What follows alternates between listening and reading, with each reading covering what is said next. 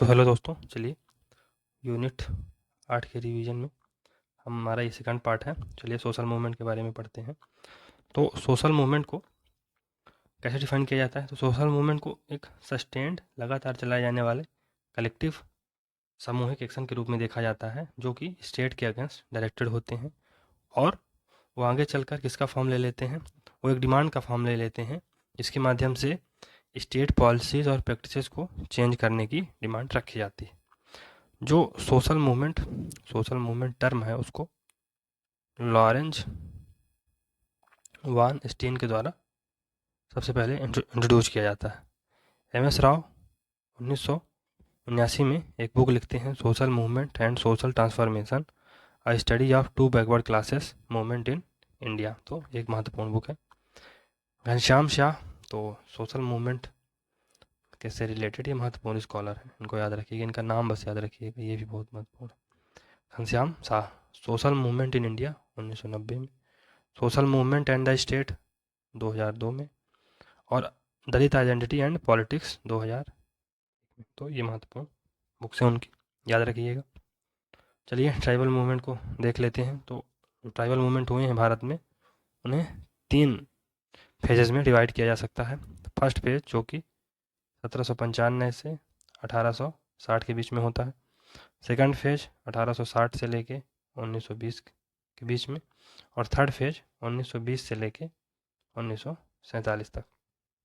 चलिए major tribal movement देख लेते हैं। तो सबसे पहला है चुआर रिवोल्ट, जो कि 1768 से 1799 तक चला था, बहुत लंबा, लगभग 30 साल। It was against the huge tax imposed by zamindars on the Chuar who were the inhabitant of north western Midnapore. तो ये जमींदार्स के खिलाफ रिवोल्ट था, जमींदार्स के खिलाफ रिवोल्ट था, जो जो लगातार हैवी टैक्स इम्पोज कर रहे थे चुआर्स के ऊपर। चुआर्स कौन थे? ये जो नॉर्थ वेस्टर्न मिदनापुर है, मिदनापुर, उसके निवासी थे।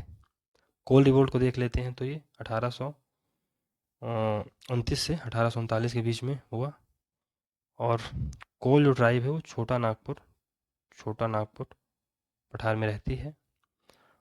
कोल resented against taxes and a few officials were killed by them. तो कोल्स ने जो टैक्स लगा दिए गए थे उसके खिलाफ उन्होंने काइंड ऑफ तीखी प्रतिक्रिया दी, और इस कड़ी में जो कुछ गवर्नमेंट ऑफिशियल थे, ब्रिटिश ऑफिशियल थे, उनको उनके द्वारा मार भी दिया गया था। चलिए संथाल मूवमेंट को देख लेते हैं, 1855 में आता है। तो it was a massive tribal revolt which took place in 1855 against visitors and zamindars, zamindari system as the zamindar claimed Santhal land as their own. तो ये एक बहुत ही मैसिव ट्राइबल मूवमेंट था, जो कि ब्रिटिशर्स और जमींदारी सिस्टम के अगेंस्ट हुआ था। क्यों? क्योंकि जमींदारी सिस्टम के अंतर्गत जो जमींदार थे वो संथाल लोगों की जो लैंड थी उसको क्लेम कर रहे थे कि हमारी है, मतलब उस पर कंडा पट्टा वट्टा करवा लिए थे। तो ये 1854 में वीर सिंह ने पहला रिबेलियन लीड किया, और 1855 में साधु और कान्होती, ये बहुत महत्वपूर्ण लीडर हैं, ने दूसरा विद्रोह लीड किया। चौथा जो रिबेलियन है परालकोट रिबेलियन, जो कि 1825 में होता है। तो in 1825 the Paralkot rebellion was a symbol of protest against foreign rules by Abhujmarias who were the inhabitant of the present day state of Chhattisgarh. तो अभुजमारिया जो कि वर्तमान समय में छत्तीसगढ़ के निवासी हैं, ट्राइबल पीपल हैं, उनके द्वारा 1825 में परालकोट रिबेलियन मतलब किया गया था, विद्रोह किया गया था, जो कि फॉरेन रूल के अगेंस्ट एक प्रोटेस्ट का सिंबल था। खोंद अपराइजिंग जो 1846 से 55 के बीच में होती है, they retaliated against the Britishers for putting an end to the Khond practices of human sacrifice initially through persuasion and later through force. तो खोंद जो है, खोंद कम्युनिटी है, ये काइंड ऑफ उड़ीसा में उड़ीसा एरिया की है। इस पर यहाँ मतलब जो ह्यूमन सेक्रीफाइस की नर बलि की प्रथा थी, तो उस पर ब्रिटिशर्स ने पहले तो मना उना के कहा कि ये सब मत करिए, बाद में फोर्स का यूज किया। तो इसके अगेंस्ट वो उन्होंने रिटेलिएट किया था। मुंडा विद्रोह था ये, और ये मंडने उल गुलाम, ये 1899 से 1900 के बीच में हुआ था। Khuntkatti system was replaced by zamindari system. तो जो खूनकट्टी सिस्टम था उसे जमींदारी सिस्टम से रिप्लेस कर दिया गया था, और इसके लिए इस कारण से ये विद्रोह हुआ। इसे मुंडा विद्रोह भी कहा जाता है। इसके जो लीडर थे बिरसा मुंडा जी थे, और उन्होंने पीपल को रिवोल्ट करने के लिए काइंड ऑफ परसुएट किया। उनका कहना था उनके पास दैवीय ताकत है, और उनको भगवान के सपने आते हैं कि अब हमें ब्रिटिशर्स की अधीनता में नहीं रहना है, और इस प्रकार हमें रिवोल्ट कर देना चाहिए। भील अपराइजिंग ये 1817 से 1819 के बीच में होता है। तो दिस ट्राइबल रिवोल्टेड है ना, this tribe revolted against their new master which was the East India company, as the company will made hardship in agriculture practices. तो जो भील ट्राइब थी उसने अपने न्यू मास्टर जो कि ईस्ट इंडिया कंपनी थी उसके खिलाफ रिवोल्ट कर दिया। क्यों? क्योंकि जब न्यू मास्टर आए, ब्रिटिशर्स आए, ईस्ट इंडिया कंपनी आई, तो जो एग्रीकल्चर प्रैक्टिसेस थी उनको बहुत कठिन बना दिया गया, और बहुत सारी ज़मीन छीन ली गई व्हील्स की, और उस पर कुछ का कुछ उगाने की मांग की जाती थी। तो इस कारण भील लोगों ने आक्रमण कर दिया, मतलब काइंड ऑफ रिवोल्ट कर दिया। और इसके जो एक बहुत ही महत्वपूर्ण लीडर्स थे वो थे सेवा राम। हलवा रिवेलियन ये 1774 को होता है। तो जो हलवा रिवेलियन है ये मराठाओं और ब्रिटिशर्स के खिलाफ 1774 में शुरू होता है, और ये समय इसी समय चालुक्य जो है तो अपने पतन की स्थिति पर थे। मारिया रिवेलियन जो कि 1842 से 1868 के बीच में होता है। तो जो मारिया अपराइजिंग थी वो एक दीर्घकालीन विद्रोह था बस्तर रीजन में। It was apparently fought to preserve the practice of human sacrifice. तो ये जाहिर तौर पर, जहनी तौर पर इसे ह्यूमन सेक्रीफाइस को जो प्रैक्टिस है उसको प्रिजर्व रखने के लिए, प्रोटेक्ट करने के लिए इसको फाइट किया गया था 1842 से 1863 के बीच में। मारिया रिवेलियन बस्तर रीजन, बस्तर कहाँ है आज ये वर्तमान में? छत्तीसगढ़ एरिया में बता। तारापुर रिवेलियन जो कि 1842 से 1854 के बीच में होता है। तारापुर रिवेलियन एक बहुत ही ग्रेट एग्जाम्पल है काहे का, ट्राइबल रिवेलियन जो कि बस्तर रीजन में हुआ था, जो कि प्रेजेंट डे छत्तीसगढ़ में है। जो बस्तर रीजन के जो कॉमन लोग थे, सामान्य व्यक्ति थे, वो फॉरेन रूल के अगेंस्ट खड़े हो गए। चलिए बोडो मूवमेंट देख लेते हैं जो कि 1987 में हुआ था। तो Bodo are recognized as plain tribe in 6th schedule of Indian constitution. तो बोडोस को एक ना पठारी, प्लेन्स माने प्लेन्स, मैदानी पहाड़ी मैदान, तो मैदानी टाइप के रूप में बोडोस को रिकॉग्नाइज किया गया है भारतीय कॉन्स्टिट्यूशन के 6th शेड्यूल में। और मेजर ऑब्जेक्टिव क्या था बोडो मूवमेंट का? To have a separate state of their own. तो एक नया स्टेट उनको चाहिए था, है ना, अपना खुद का एक स्टेट चाहिए था बोडो मूवमेंट का, जो कि 1987 में होता है। झारखंड मूवमेंट, तो Jharkhand movement in Bihar is a movement of tribal communities led by Jharkhand Mukti Morcha consisting of settled agriculturist who are sensitised at Vaishnavism. तो झारखंड मूवमेंट था वो उस समय के बिहार में एक मूवमेंट चलाया गया था ट्राइबल कम्युनिटीज़ के द्वारा, जिसे झारखंड मुक्ति मोर्चा JM, जिसके वर्तमान में लीडर कौन है? हेमंत सोरेन, उनके झारखंड मुक्ति मोर्चा द्वारा चलाया गया था। और इसमें जो सेटल्ड एग्रीकल्चरर्स थे वो भी इसमें शामिल थे, जो कि वैष्णविज्म के जो विचारधारा है उससे सेंसिटाइज थे। The movement which lasted for more than 5 decades ended with the formation of new separate Jharkhand state. तो ये जो मूवमेंट स्टार्ट हुआ था उसकी परिणति झारखंड स्टेट बना के हुई थी। दोस्तों चलिए आगे बढ़ते हैं, दलित मूवमेंट के बारे में देखते हैं, लिस्ट देख लेते हैं। ये नैर मूवमेंट था जो कि 1861 में होता है। इसे सीवी रामन पिल्लई की लीडरशिप में से स्टार्ट किया जाता है। सीवी रामन पिल्लई, के रामाकृष्णन पिल्लई और एम पद्मनाभ पिल्लई, ये 3 लीडर थे। पिल्लई सीवी रामन पिल्लई, रामाकृष्ण पिल्लई और पद्मनाभ पिल्लई। 1861 में होता है नैर मूवमेंट। सत्यशोधक मूवमेंट 1873 में, इसे ज्योतिबा फुले द्वारा मतलब लीड किया जाता है 1873 में महाराष्ट्र में। जस्टिस पार्टी मूवमेंट जो कि 1916 में होता है। तो ये जो मूवमेंट था वो किसकी लीडरशिप में स्टार्ट हुआ था? टी.एम. नायर, पी. त्यागराज चट्टी और सी.एन. मुदलियार, जो कि 1916 में ये रिवोल्ट हुआ था। साउथ इंडियन लिबरेशन फेडरेशन बनाया गया था कब? 1916 में। सेल्फ रिस्पेक्ट मूवमेंट 1925 में ई.वी. रामास्वामी नायकर लीडरशिप में, इन्हें प्यार से पेरियार भी कहते हैं, जो 1925 में स्टार्ट हुआ था। उनके द्वारा, पेरियार के द्वारा खुद ही अर्सू जर्नल लिखा गया था 2010 में, जिसको स्टार्ट किया गया था। डिप्रेस्ड क्लास मूवमेंट, ये इसको महार मूवमेंट भी कहते हैं, 1924 में।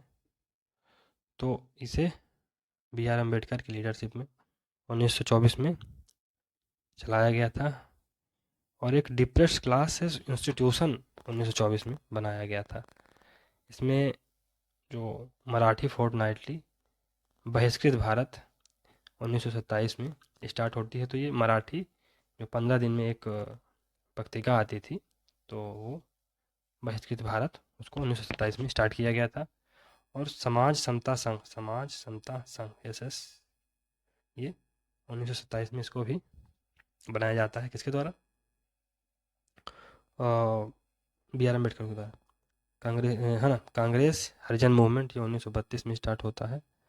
तो establishment of All India anti untouchability league in 1932, तो All India anti untouchability league की स्थापना की गई कांग्रेस के द्वारा 1932 में। और एक हरिजन वीकली पत्रिका थी हरिजन, उसको गांधी जी के द्वारा 1933 में स्टार्ट किया गया था।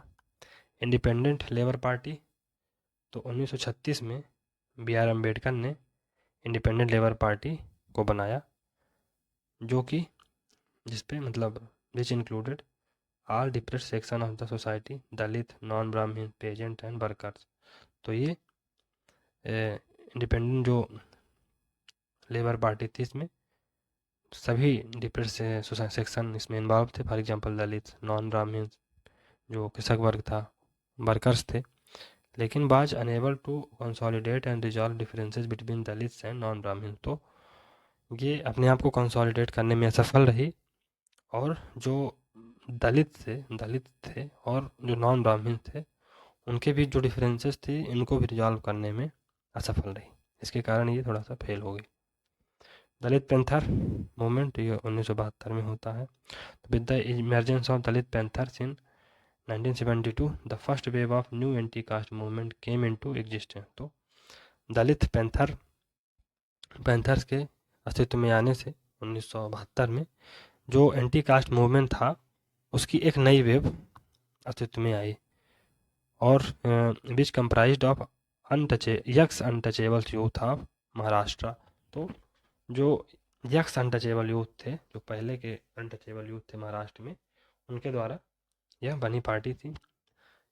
तो महाराष्ट्र में जो बहुत सारे अनटचेबल लोग थे, वो बाबा साहब के कहने पर बुद्धिज्म में कन्वर्ट हो गए थे। तो काइंड ऑफ वो यक्स अनटचेबल्स हो गए, इस ये बात है। Dalit Panthers was founded by Namdeo Dhasal in 1972। तो दलित पैंथर्स जो मूवमेंट है उसको नामदेव धसाल ने इसको फाउंड किया था 1972 में। बहुजन समाजवादी पार्टी 1984 में। 1984 में बहुजन समाज पार्टी अस्तित्व में आती है एज अ पार्टी ऑफ दलित, तो दलितों की पार्टी के लिए, बैकवर्ड्स की पार्टी के लिए, माइनॉरिटीज़ की पार्टी। तो बीएसपी 1984 में अस्तित्व में आती है, जो कि एक पार्टी ऑफ दलित थी, बैकवर्ड्स थी और माइनॉरिटीज़ की पार्टी थी। BSP emerge as a political wing of backward and minority communities employees federation launch by Kanshi Ram. तो काशीराम जी ने एक kind of backward and minority communities employees federation बनाया हुआ था। तो जो बीएसपी थी उसकी एक पॉलिटिकल विंग के रूप में सामने आती है। चलिए पेजेंट मूवमेंट को देख लेते हैं। कृषक मूवमेंट थे बहुत सारे, उनको देख लेते हैं। तो कुछ जो फार्मर या पेजेंट स्ट्रगल रहे हैं ब्रिटिश पीरियड के, उनको देख लेते हैं। तो भील रिवोल्ट था जो कि 1822, 23 और 37 से 60 के बीच में हुआ। डेक्कन पेजेंट रिवोल्ट 1870 में हुआ। मोबला रिबेलियन ये 1921 में हुआ। मालाबार एरिया में हुआ था, मालाबार कोस्ट। मुसल ही सत्याग्रह ये 1921 से 24 के बीच में हुआ था। स्ट्रगल ऑफ बर्लिस ये 1945 में हुआ था। बिरसा मुंडा रिवोल्ट 1830 से 33 के बीच में हुआ था। 1899 के बीच में पिछले। 3 important movement led by Gandhi. Gandhi जो 3 महत्वपूर्ण जो मूवमेंट लीड किए गए थे: चंपारण सत्याग्रह 1918 से 1919, बरदौली सत्याग्रह 1925, खेड़ा सत्याग्रह 1918। बारदौली सत्याग्रह गांधी जी द्वारा नहीं लीड किया गया था। ये अहमदाबाद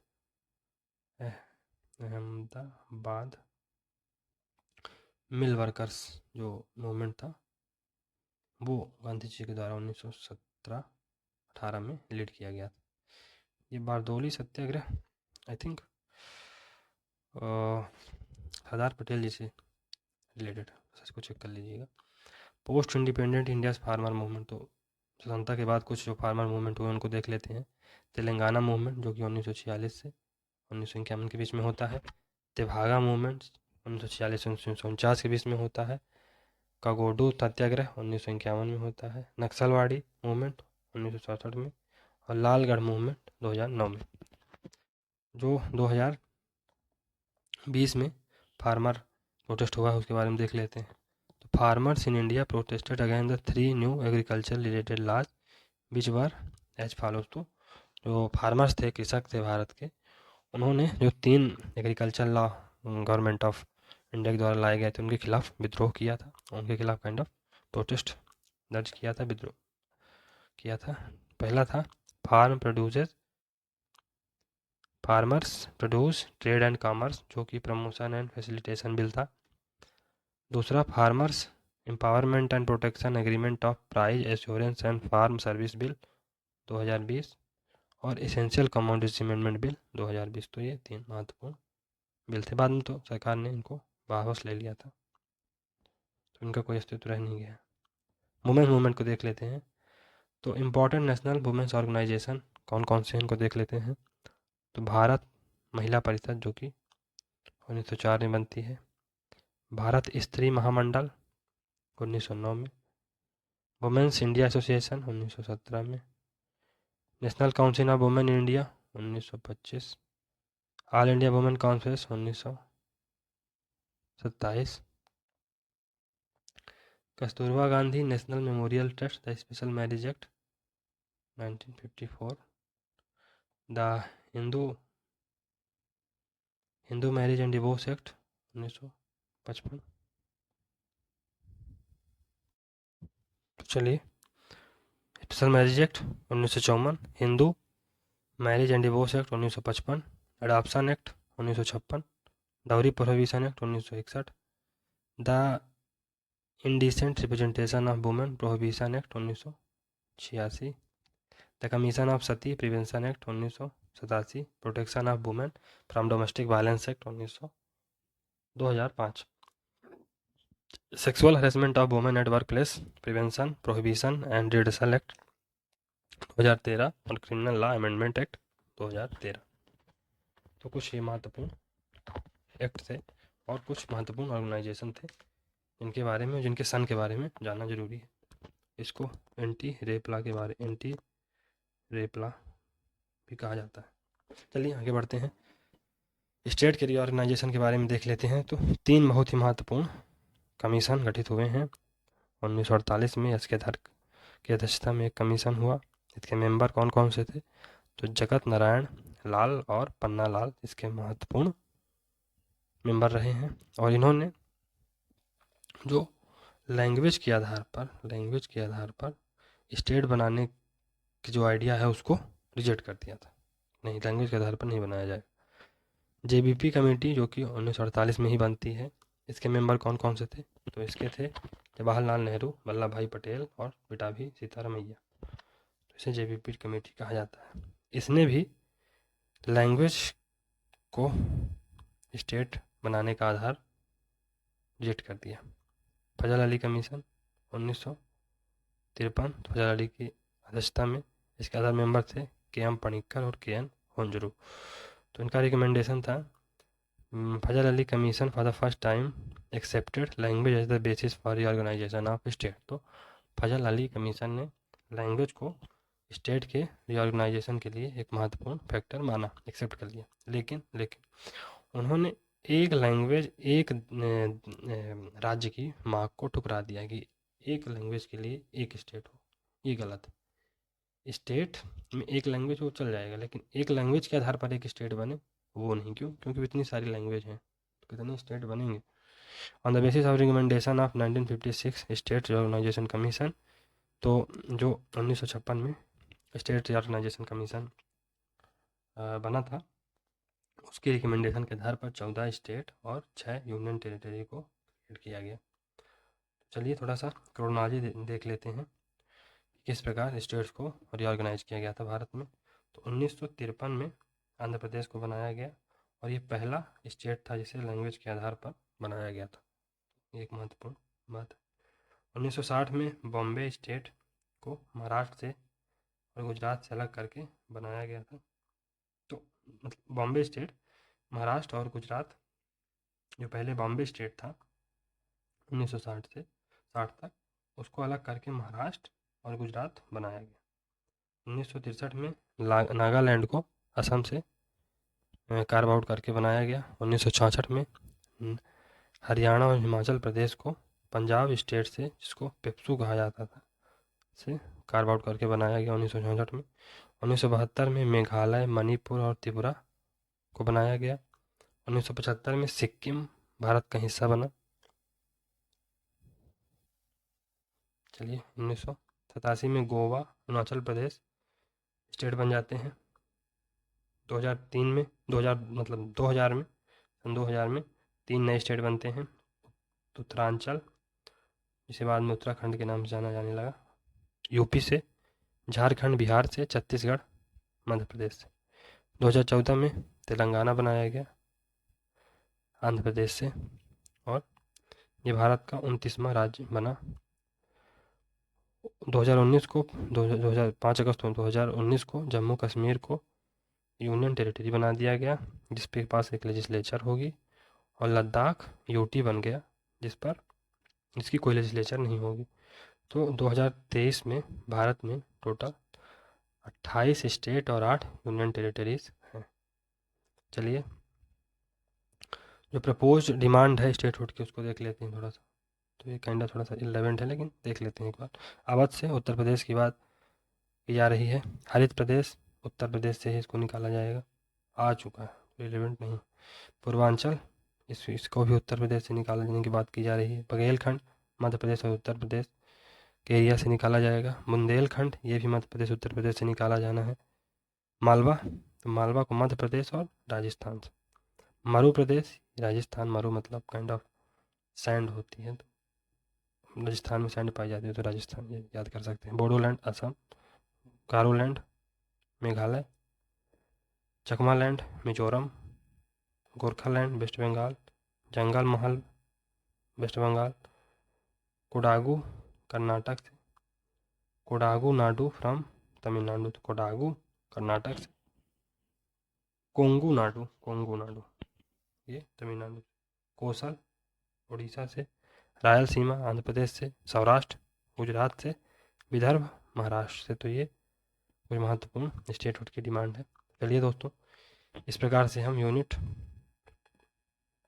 8वीं कंप्लीट कर लेते हैं। तो हमारी 2 यूनिट और बच रही है और टाइम ज़्यादा है नहीं, तो इसको हम जल्दी से जल्दी कंप्लीट करने का प्रयास कर रहे हैं। तो चलिए, अगर आपको ये लेक्चर सीरीज अच्छी लग रही है तो लाइक सब्सक्राइब करते रहिए दोस्तों। ये जो सीरीज है इसका महत्व आपको जब आप पेपर में बैठेंगे तब समझ में आएगा, जब वहाँ से बैठ के निकाल के आएंगे और नेट या जेआरएफ निकाल लेंगे तब समझ में आएगा। चलिए मिलते हैं फिर अगली सीरीज में, तब तक के लिए good bye and thank you very much for discussion.